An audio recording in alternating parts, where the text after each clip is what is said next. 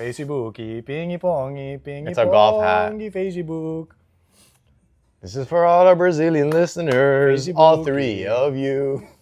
What if the US government finally prioritized chronic disease, mental health, and good nutrition? RFK Jr. says he has a plan, but will it work? Sounds like a pipe dream. Who's RFK Jr.? It's this guy. Oh, okay, got it. We said we were going to do the voice, and he cracked within the first 20 seconds. One of the reasons we're talking about this today is because a lot of the times when we talk about health and nutrition and fitness and all of that, we have to talk not just so much about, you talk about willpower and personal responsibility and the things that I can do, but rarely do we talk about environment and what the government's role or part of the bigger picture of because your environment shapes you. Society too. Exactly. So it's not all about willpower. It's like what should and can the government do to either help you be healthier or the opposite, exacerbate bad behaviors, poor nutrition, things like that. And that's the whole thing with RFK. That's what he's trying to address. So that's obviously relevant to our audience, and I think it's a super interesting thing to discuss. Yeah, I agree. And I think the government and society as a whole has been diminishing in that department since the 50s, 60s. We've just been going precipitously downhill in that department. Yeah, and this guy claims to want to really address that and do something about it. So definitely worth discussing. RFK's a guy? He's two guys because he has a tapeworm in his brain. Oh, that's why. Yeah. That makes sense. I have a tapeworm in my stomach. Brainworm Bobby is what I call him. I can eat whatever I want because I have a tapeworm in my stomach. Nice. Yeah, pretty good. I don't know if it's a tapeworm. We got to fact check that. I ate a gas station egg sandwich, and I ended up... There's no way. Oh, because that's how you got it? Yeah, that's how I got it. That's my origin story. So in this episode, we're going to discuss who RFK is, for those of you living under a rock and don't know that he's the newly assigned Secretary of Health to our current president, what the issue is that he's trying to fix in the first place. We'll go deep into that. And then what he's actually planning, proposing on doing now that he is actually in charge. Should be interesting. With that being said, I'm Victor, and that's Julian, and that's RFK. Here's a picture of him right there. And we're in our favorite place to be, to drink a little coffee, have a good workout, overall general good time while, you're also working out. Where else can you get that? But Be Fit Miami Lakes, no dumpsters, no affiliation with any sort of dumpsters, okay? So don't ask anymore, okay? We're sick of hearing about it. So let's get down to the nitty gritty. How do you want to start it? Who is this RFK character that I keep hearing so much about? Okay, so the first thing I want to talk about is the elephant in the room, which is... Bring him in. He's RFK Jr., who is obviously a Kennedy, one of a long line of influential political... With good hair. With good hair and good physique. He is controversial because of his stance on vaccines, and I just want to say, first and foremost, we're not going to talk about that today. No politics. Regardless of what his vaccine stance is, which, by the way, isn't... This is all I'll say about it.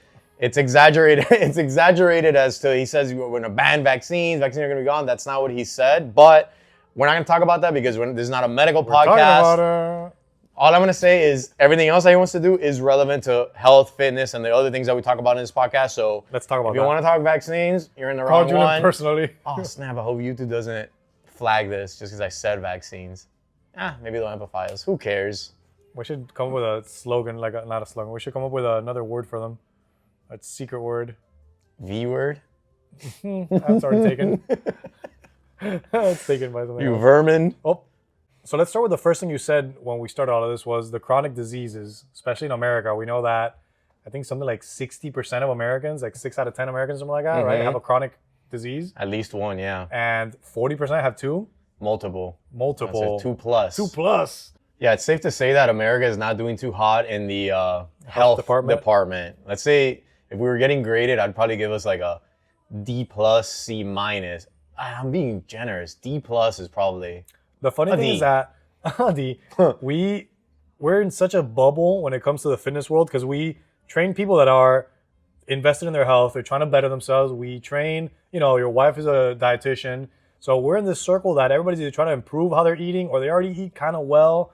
We're not in Midwest America. We're not in these places that people are eating McDonald's every day or they're eating Kraft macaroni and cheese. Like, what's the last time we had Kraft macaroni? Don't answer that. It's been forever.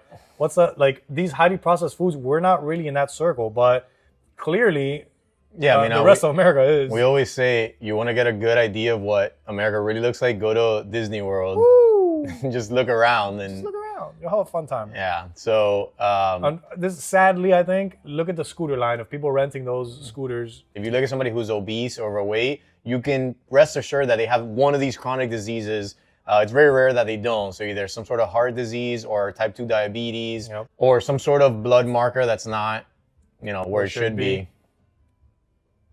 And the reason this is a systemic issue is because these are, number one, highly preventable diseases with lifestyle, but also they put the biggest strain on the healthcare system as a whole in this country. And that's something that you have to talk about is that what is the number one reason for hospital visits, the number one reason for that there's so many sick people, that we need all these pharmaceuticals is because of these chronic diseases. And that's why we're in a state right now where guys like this want to come in and say, hey, something's going on here. We got to shake things up and make some changes. Yeah, and spank me in the ass if I'm wrong, but isn't heart disease the number one killer in America?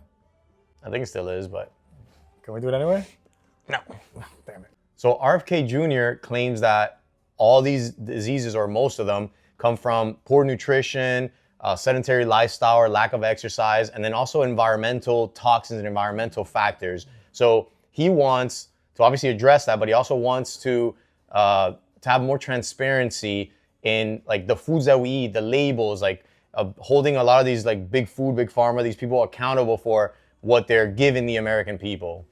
And I say good luck to them because we know a lot of these big companies that got kind of run the country. Some, I don't want to be a conspiracy theorist over here, but... And the lobbying and stuff. Yeah, we know those people are filling the pockets of the politicians, and so it's going to be an uphill battle for sure. Yeah, but at least he...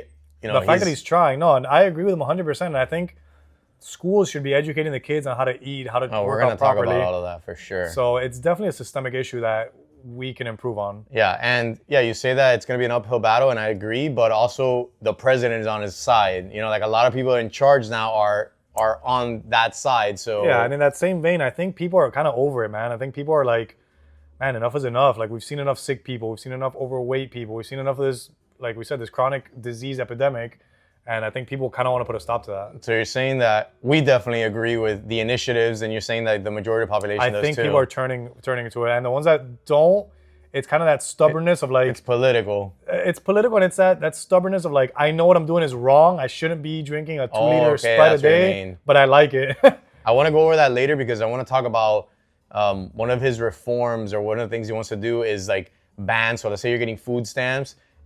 It's you can't buy unhealthy crap with the food stamps, which is, we're going to talk about how in detail, yeah. There's some staggering numbers there. Staggering numbers, but that's a controversial thing because who are you to tell me what I can spend my money on, But you're kind of not, you're spending the government's money on it. You're killing yourself. You're killing yourself, and you're costing the country to buy yourself some Doritos. But it is interesting. It's should I force you to eat healthy? I mean, maybe if you're my kid, I can control what's in the house, but that's about it. As a grown person. To some extent, yes, but to the other extent, you're also costing everyone else higher healthcare because of your poor decisions. Yeah, well, it's definitely interesting, and we'll get back to that. Let's continue.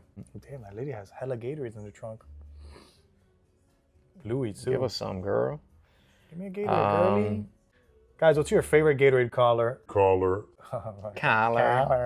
Hey, guys, what's your favorite Gatorade flavor? Comment it down below. I'm a cool blue or whatever it's called kind of guy. It's called Glacier or something, maybe? There's two blues. One's cool blue and one's Glacier obviously, Freeze. Obviously the lighter one. Kind of monster likes the other one. There's a cucumber one. Cucumber. So let's dissect this a little bit more. What is the actual problem? What is causing all this chronic disease?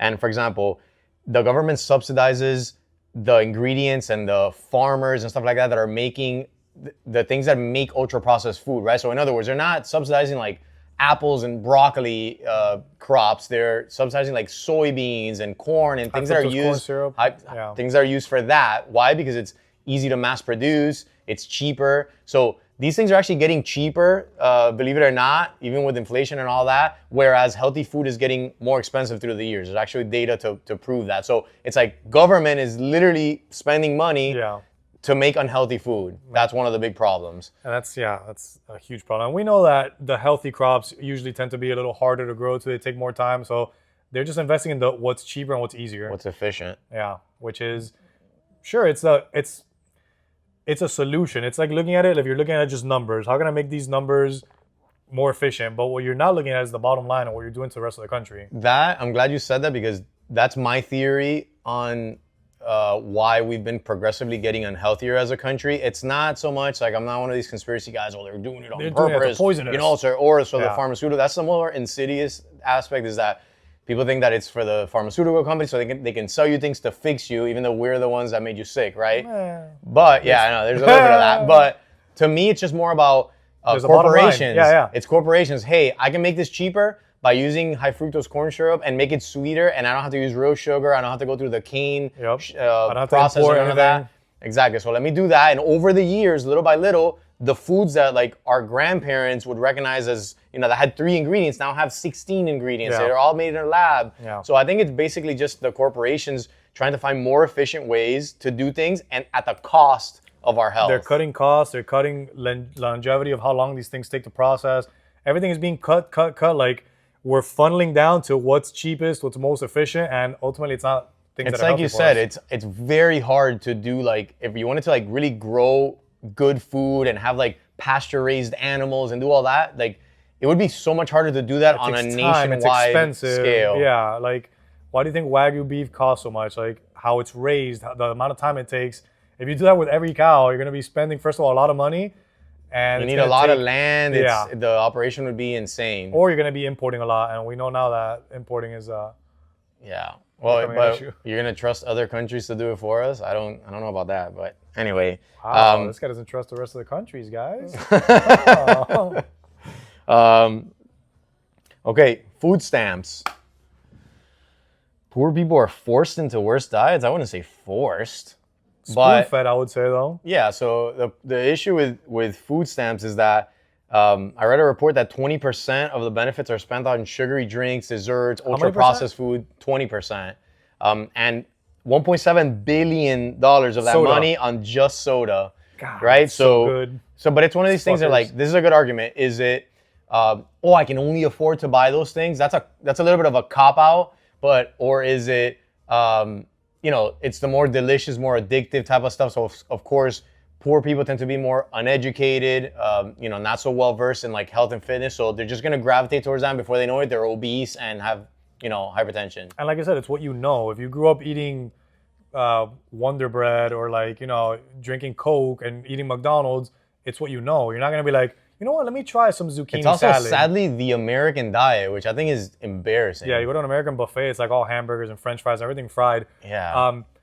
And a little bit of that, but also a little bit of it is expensive to eat healthy foods. And Yep. if you're trying to like, even if you go to the Yeah, but supermarket, you only have $50 in food stamps. yeah, and even so, if you go and you're like, okay, let me go to the produce section, what can I get? You're gonna end up with the cheaper grapes, which is usually bad quality. Like even if you're trying, you're gonna end up with lesser quality items. So If you get like good quality protein, forget it. There's your whole there's budget. your whole just protein. and so you usually have to cook those foods, whereas I can just buy a bunch of like Hamburger pre-made Helper. little things that are like microwavable. I keep picking on Hamburger Snacks. Helper. I've never tried it. I'm gonna go try Hamburger Helper. I've never tried it either. What is it? I don't have no idea. It looks disgusting. I think it looks, It looks like dog dog food. food. Yeah. But I think it's a little bit of both. Definitely a little bit of education and what you know, what you grew up like, and obviously it's more delicious. It's easier to sell you this delicious chocolate cake than this salad I made for you. Like, which one are you gonna pick? I don't know if it's more delicious. I know what you're saying. It's hyper palatable. I don't think so, dude. If you get yourself used to eating real food and then you eat like, I don't know, one of these like cosmic brownie things from Little Debbie or whatever, one of those things, it's like, it's too sweet. You can taste the proccent type stuff. So Don't get me wrong. it's not as good as a like, ribeye. I mean, No, of course not. But that's what I mean. A ribeye is $50 to a 50-cent cosmic brownie. chicken thigh, a nice, well-seasoned Let me chicken see. thigh. That's pretty good. See? Okay, I'll take that. Are you sure it's too short? Comment in the Comments today. today's Podcast episode. is brought to you by Celsius. Did you know they're a Florida company? They're a Florida company. Maybe we can get, I think it's Boca Raton or something like that. Oh, the official energy drink of Boca Raton. All right, then we got school lunches. Yum. The delicious, well-known, world-famous I used to school love lunches. school lunch. I mess with them too. I mess with them. I F's with them. Yeah.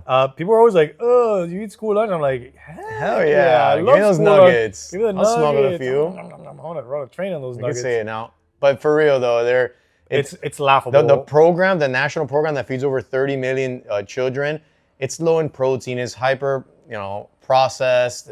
Yeah. It's not the best food in the world. Again, and I'm not even blaming them. Maybe that's all they have to. It's like if you're gonna feed 30 million children, I can't feed them like expensive, good quality organic food. So, and then what happens is, and this is, let's face it, this is a class problem, right? Yeah. Like the poor kids are gonna end up eating more of this. The private schools, and the private school kids, their parents are gonna cook them, good food, or the school Sashimi. itself has a huge budget. Yeah, and that's funny because I was having that conversation with two of my clients pretty recently, and me and one of them went to public school and we're talking about the school lunch, and the other one was like, "Oh no, we had a salad bar and we had this," and I was like, "There you go. Oh, that must be nice." Must be nice. And that contributes, I think, to the greater problem, which is you're getting these kids used to these diets.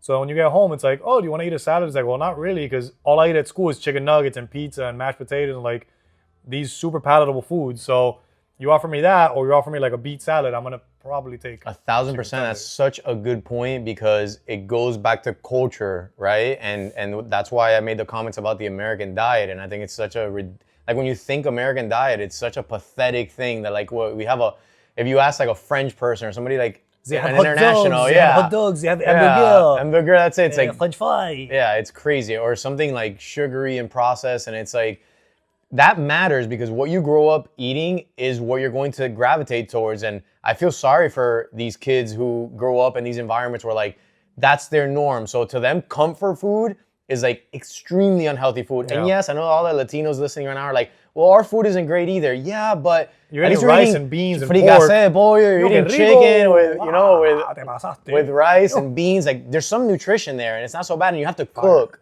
Yeah. This guy got excited. You're hungry, aren't you? Yeah, I want to fricassé de pollo right now. Mixed with the rice. But you know what I'm saying? You're getting at least a balanced meal. Yeah. Which reminds me of when I was in elementary school, our parents were Cuban, if you can't tell by the accent.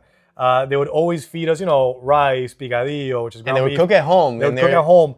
And I would go to my friend's house he was raised in an American household, and be like, "Oh, our snack is a peanut butter and jelly sandwich." I had never had a peanut butter and jelly sandwich. I probably had like 5 growing up. And I was like, "What is this?" And it was fire. Don't get me wrong, I loved it. But it was that, or Kraft macaroni and cheese. It was these little his grandma would be like, "Oh, I made soup," and I was like, Maruchan ramen, and I was like, I had never had that. This delicious soup that I made myself. I slaved with a microwave that, grandma. Come on now. Oh, come on, she was a sweet old lady. She was. That's 90 degrees, huh? Yeah. Then let's talk about the physical activity part, or lack thereof. We live super sedentary lifestyles, so that's another contributor to the chronic disease. We're in cars, we're sitting in desks. Or on social media. On social media, we're basically not as active. And to top it all off, I'm not going to get started because this is a pet peeve of mine. I could go into a crazy rant, but removing physical education from schools? Woo! Come on now. I remember when they did it virtually. Ridiculous. I remember I made a meme about that. It was such a joke when they did virtual school and the virtual PE was, why even bother? Yeah. But anyway, we're sedentary. Everybody knows that. So another contributor, and this is something that we're on the front lines fighting against as personal trainers and fitness and overall owners. Like fitness educators. Like anybody brings us their kid, we support them doing any sort of physical activity. Yeah, for sure. Everyone needs to. So okay. And then the last contributor would be like misinformation, outdated information.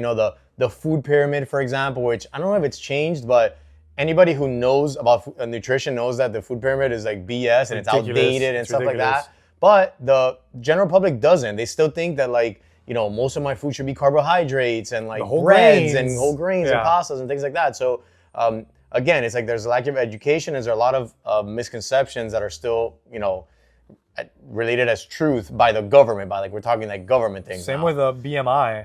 Oh yeah, that's another one. Anytime somebody asks you, "What's my BMI?" You gotta be like, we don't do that anymore. Okay, so that's all fine and dandy, but does RFK Jr. actually have a plan? Like, what is he proposing? What's the agenda? Because, I could point out everything that's wrong too, but what does he want to do? Wow. I actually have a client who messes around that she wishes she had a tapeworm so that it could eat all the food. She wouldn't get fat. I think I might have one. She's very dark, though. She's the type that wishes for a food bug so she can lose a few pounds. Yeah, I see that. She's just messing around, though. She's great. Yeah, we'll see about that. Shut out. She won't listen to this podcast. But you should, ECs. Oh. Not to be confused with ISIS. I have to confuse with She doesn't like that. So one of his big propositions was that we need to stop, or the government needs to stop supporting big pharma, big foods that we talked about earlier, like Nestle and all these. Sorry. I'm leaving that in. Okay. And all these mega corporations that obviously are, as we said earlier, filling the pockets, lining the pockets of the politicians while at the same time screwing over the American public. Yeah. Yeah, and that begs the question, what kind of government policies and regulations would actually work? Because can you actually we don't do? really, we don't really have a lot of history in what would work and what wouldn't. Would like these type of incentives, better food labeling, things like that, more transparency, would that actually work? More mandatory fitness programs, things of that nature. Who knows? But I like the agenda. I like that we're talking about it. Yeah. Yeah, and good luck like regulating a government. Like, aren't they supposed to be the ones that regulate everything? Well, yeah, but he's in the government, so He is it the would government. be it would be like, hey, now instead of subsidizing the soybeans and this type of stuff, it's like we're gonna, give incentives to farmers who are doing pasture-raised chickens and eggs and are doing vegetables and produce and things like that. That's what it is. It's like, hey, we're not gonna give you incentives for making people unhealthy. We're gonna do the opposite of that. And you mentioned for example, sorry to cut you off, but like for corporations, right? It could be something like you have a requirement to give your employees X amount of either a stipend for to use for gyms, or you have to have like time for them to like get out of work earlier in the middle of the day and like go work out or something. I know that seems like a pipe dream, but just as an example. No, but it's been evolving to that ever since progressive COVID. companies do it. Ever since COVID, they've been doing it a little more, and we know some people that they are giving those stipends, and I support it 100%. But what I was gonna say earlier is that you mentioned the transparency with food labels. If you travel abroad, some of these other countries, I was in Colombia recently, and you buy the snacks, and the snacks outside it says excess in sugar, and like huge letters, you really can't miss it. Excess in sugar, excess in carbs, excess in these things. So does it help? Probably not. But I was just gonna ask the you, fact that it's out there, helps? I don't think it helps at all. I think if you're gonna go for it, you're gonna go for it. You're not gonna be like, oh, excess in sugar. What about like the when the cigarette companies put like the cancerous, the nasty pictures? Lung or the person in the hospital bed dying? Like, do you think if we were to go that extreme, like what if you put like a morbidly obese person on oxygen tank in front of like a bag of Doritos? I know that's insane, but what do you think? Like, serious question. I'll tell you what, I definitely won't buy it because I don't want to. Does this mean I don't want to look at it? Say it, dude. I already said it. I wouldn't. I would hesitate. I would like open the bag and put it in a Ziploc bag or something. Because that's. I will say, like, for me, I remember the day that I used to love Nutella growing up. Woo! And The sugar. When I saw I don't know if you guys have seen it. Maybe you can pull it up, Jamie. Where they show you the thing of half of it is Nutella, sugar? and then the amount of it that's palm oil, the amount of it yeah. that's pure sugar, and then the little amount that's hazelnut and cocoa is like a tiny amount. Once I saw that, it's like, I couldn't get that out of my head. Every time I had Nutella, I would think about that. So yes, for my case, that knowledge gave me agency to make a decision about whether I want to eat that or not. Because ignorance is bliss, man. Like, when you don't know what's in it, oh my God, this is so good. And then if I tell you how bad it is for you, maybe. Yeah, then to combat that, there's that classic video of the little kids taking a tour of the chicken nugget factory. Have you seen that? Yeah, the one that no one gave a shit about. They like, kept eating chicken nuggets. The pink and like, isn't that gross? Oh yeah, that's made with that pink thing. Oh, look, at That's the end of the whole kids, tour. And who still wants chicken nuggets? And every single one of them. Yeah, I think I kind of. But I think with kids is a little different. I don't know. I think people are well aware of what they're putting into their bodies. Oh, no, not well aware, but there's plenty of those videos. I've seen it too. Like the Monster Energy can. It's like this much sugar. Yeah. Coke, this much sugar, and then people still do it. I think it's good to be aware of it, but I think maybe like a small percentage of the population would actually care. And it depends on how aggressive you're going to be. Would love to know your comments on that. Would people actually make outside the Krispy Kreme box? You put like a really, really fat guy balancing them on himself. Yeah, just right here on his chest and belly. Privates? Oh. And you don't need hands to eat it. You could just put it right here and just go. It's definitely funny. I don't know if it's that funny. But and it's not just physical health. Right now we haven't even touched on one of the biggest epidemics, I think, which is mental health. Depression, anxiety, all these, stress, all these things are, I believe, at an all-time high. I don't know. I don't have the numbers in front of me, but don't look at it. It's right. They're scary, even with teenagers and stuff. So there's definitely a link between what we eat, the environment, and of course things like social media and that kind of stuff that play into the mental health part of it. And the bad mental health leads to making bad decisions and, bad food choices. And it's just like a vicious cycle. Yeah, we've talked about the troubles with mental health and social media already. If you guys haven't seen that podcast, ad nauseum, our favorite words, favorite phrase, we definitely discussed that with the problem with fitness influencers at one podcast. But that gut-brain connection, I think is what he talks about. That's definitely a problem when you're feeding, you're basically like putting the cheapest form of gas into your body, and your body is, guess what, fueling your brain. Your brain's in your body, guys. Hello.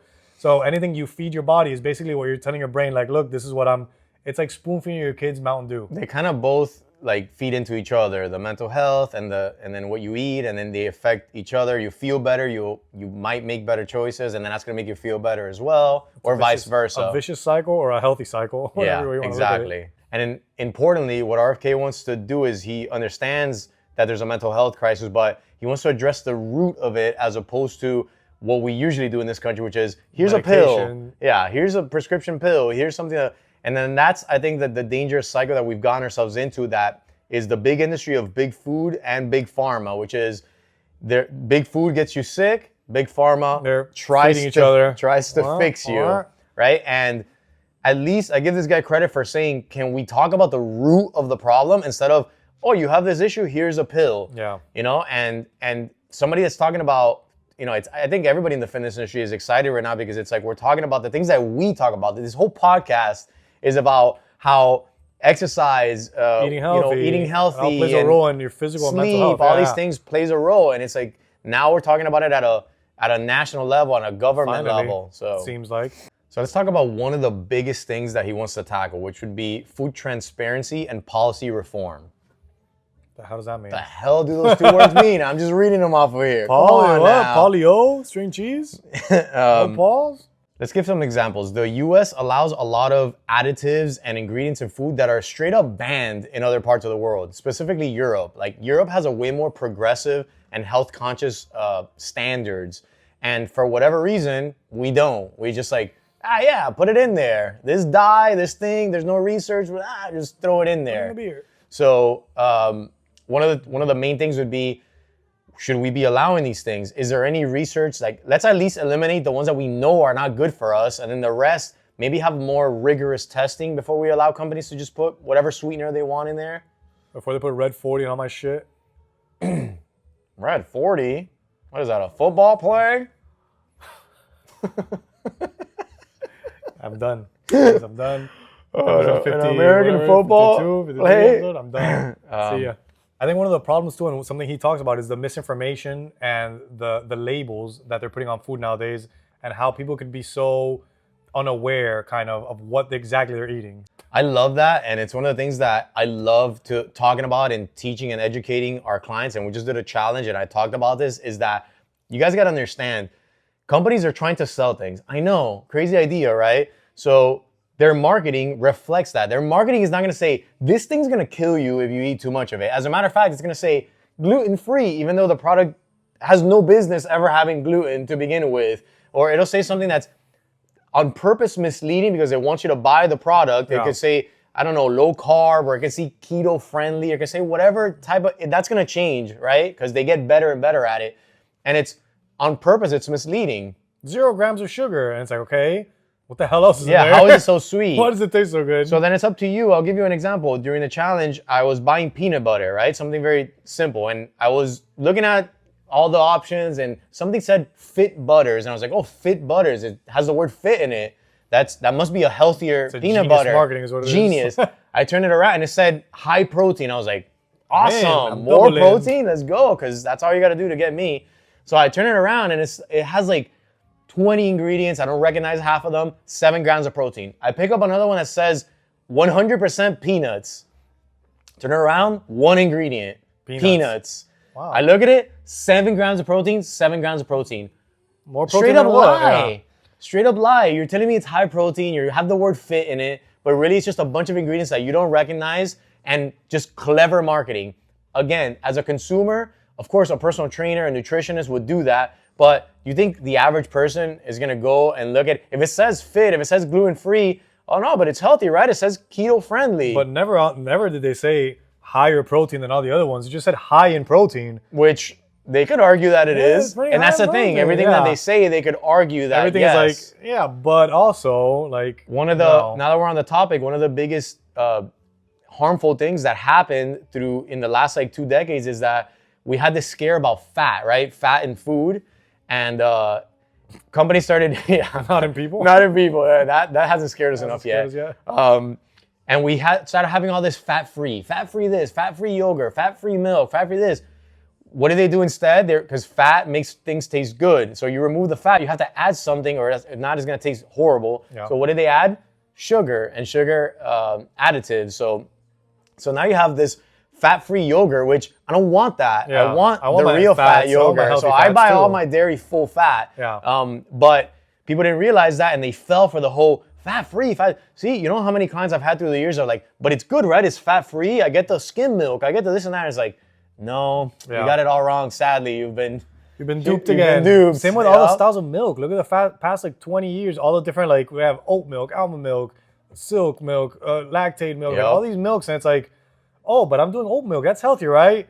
Not so quite. fast. Have you seen the We're like, the now sugar finding out that content? it's not. Like, come on, like all of these things are a dupe to kind of Yeah. get people to get away from the, like we said, the whole milk, the whole foods, and go into like like you said, fit butter. Oh my God, fit butter sounds amazing. Exactly. Soy milk, what the hell? That sounds great. And you gotta like look into it.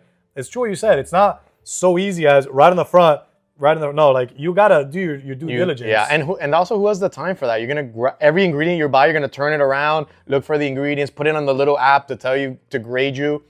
A lot of people, it's funny. Some people watching this do that, Yeah, and I mean, all power to you. But the average American is not gonna do it. Like you said, we live in a bubble. We briefly touched on this, but government subsidies, right? Who is the government giving money to? I don't know what that word means. It's basically the government gives you money Subsidies? to help you with your. I thought Sub City was a sub place across from Main Street. It is, and it's actually quite delicious. It is really good. I Just get the Philly kidding. cheesesteak. I make my own sandwiches. Is it a real place, Sub No. City? No. Okay.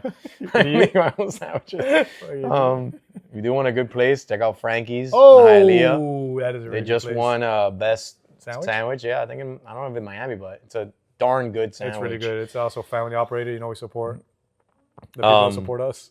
So anyway, these government subsidies, they're basically allowing for ultra processed food to be healthier and doesn't really do anything for healthy food. So we as a consumer have to spend more money if we actually want to eat healthier.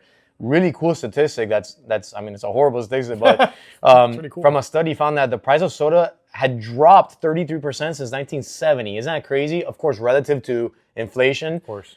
But fresh fruit has gone and vegetables have gone up 40%. So soda's gone down 33% and vegetables and fruits up 40%. Like that's just messed up. Now, yeah, you could look at it from, like we said, the insidious point of view, that it's on purpose and they're trying to give you the cheaper thing to poison you and all. But also, what we spoke about earlier is It's that easy to this make thing is soda. easier to make corn Of and make course. high fructose corn syrup than it is to make, to grow fresh apples. and Anyone who's oranges. actually trying to grow food knows how hard it is, and that it's like nature is like unrelenting. It's not going to give you this perfect yield every time. Here's my 100 pineapples that I made every year. Some years you're not gonna have many. Other years, half of them are no good, and that's just a messy process that the companies don't want to deal with. I can make you 1 million cans of Coca-Cola in a day in this factory, easy. Now, that's why prices go down. In that same vein, it's the thing with fruit juices. If you've ever tried to make your own juice, you ever tried to make your own lemonade, you ever tried to make need a your lot of own fruit apple for juice, it. how many apples or how many fruits do you have to squeeze, to squish, I was going to say, to squeeze in there. Put the great video. Put the great video here. To make fresh juice. No, you're not going to get that. You're going to get BS juices that are probably more sugar than they are juice. Yep. And you see it on 100%. there. So it's like 2% natural juice. Yeah, it's horrible. Which another thing that is fake news and it's fake marketing. tiny It's little, like little fruit tiny- juice. 1% fruit juice. Yeah. Made with real fruit. Made with real fruit. It's less than 1%. It's like 1 apple's in there. I love that. That's horrible. I love that. It's horrible. This guy's weird. Okay, so let's talk about his actual plan, right? What look at is it? what is he actually? Oh, he sent it to you. He did. Wow, that's personally. interesting. He also sent you a picture of himself. Right? Man, I know you're making a podcast tomorrow, so Stop doing the voice. I'm gonna give. I know you guys average 60 views per video, so it would be great for my agenda. You're gonna strain yourself doing the voice. I think I am. So, what does Bobby want to do? Well, he wants more transparency with food ingredients. That's number one. Okay. Which we kind of touched on. It's a joke. And of course, when we say what his agenda is, we don't know what policies are actually going to be. It's too early. He just got. Did he even just say that he's the Secretary of Health? Did I say that in the beginning? Yeah. Okay. I made you say it because you refused to introduce him. Got it. Like, we don't know what that concrete policies are. We just know that what the agenda is, and then I guess now he's going to start making moves. Yeah, so anyway, food transparency. Food transparency, which we just spoke about, is a joke. Everything you read, they put their flashy labels like, oh, real sugar made with this, and then on the bottom there's always a caveat. That has changed a little bit though, because I've seen companies that say not a low-calorie snack. Even with healthy food, it'll say like not a low-calorie, even though it's healthy, like pistachios or something. It's not low-calorie. Like, I feel like the FDA at least is making them do something, you know? But I'm sure that's gonna be elevated like 10x after this administration. 10x, tenfold. What else? What else does he want to do? Like we said earlier, the stipends for going to the gym, for overall living a healthy lifestyle.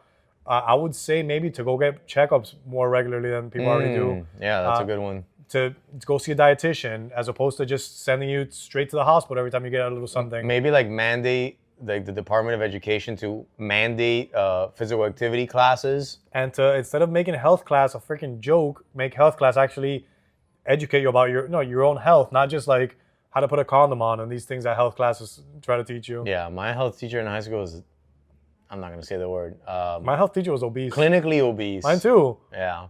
And he would say that his brother-in-law... I was going to say a fatso. This guy would claim that his brother-in-law wouldn't wash his body from the torso down. That's because not very healthy. The soap... Well, it wasn't him, it was his brother-in-law. The soapy water would run down and clean. That's disgusting. That's what I picked up from my health class. Okay. That's what you remember. Yep. Also, that only African Americans can get sickle cell. Okay, that's good. But how he did it was wild. He just pointed at all the African Americans in the class. You. Come here, you're on my basketball team. No, I'm just kidding. He goes, you guys can get sickle cell and everybody else can't. Can I say that? Mine taught me how to put on a condom, but with no hands. Taught you personally? Taught you personally how to do it? He goes, look. You didn't stay up to, oh, he!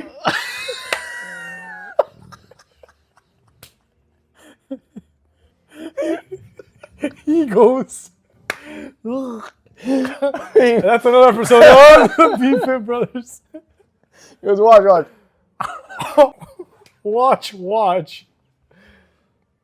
That's disgusting. Whoa. And he has these questions that I'm hoping would go through because these things I think would make a big impact. It's whether the government should regulate food like it does cigarettes, especially the unhealthy foods.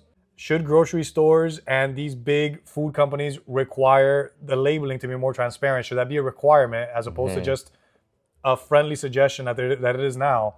And overall, what would a good government policy be for when we're talking about health and wellness and fitness and nutrition? What can they realistically do without becoming a totalitarian government, without becoming a communist regime? North Korea. Well, let's be honest. We don't know what that looks like. No, we don't. But this is the land of the free, baby. But I think it's at least a little bit exciting that somebody is actually like making this a national debate.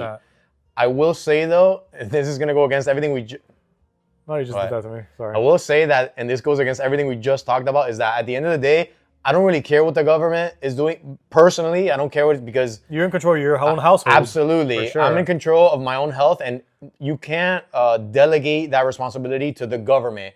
Like, at the end of the day, how do you know that they have your best interests in mind?